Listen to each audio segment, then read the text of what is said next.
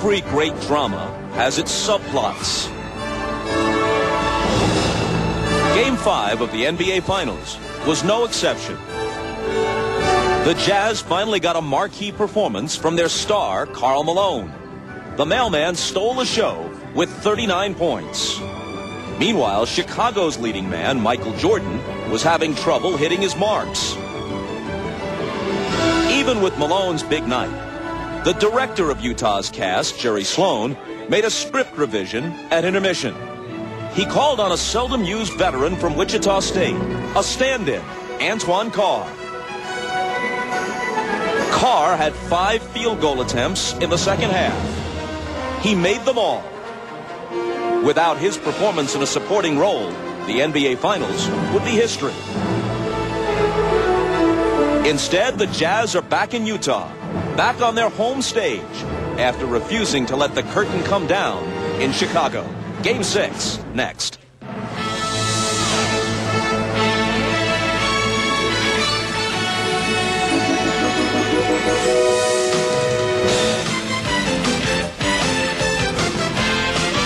This is the NBA on NBC. The 1998 NBA Finals. Tonight, it's Game 6. The Chicago Bulls versus the Utah Jazz.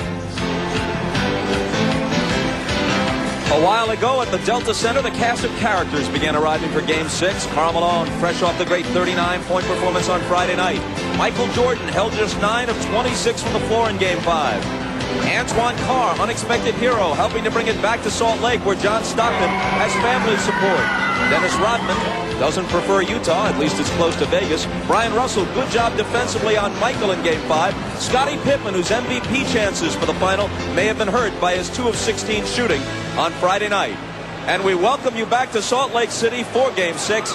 Hello again, everybody. I'm Bob Costas. As we mentioned earlier, no team has ever come back from a 3-1 deficit to win the NBA Finals. That's what the Jazz are facing. But for the sake of context, 6 teams have recovered after being down 3-1 to win earlier rounds in the NBA playoffs, including 3 teams that eventually won the championship.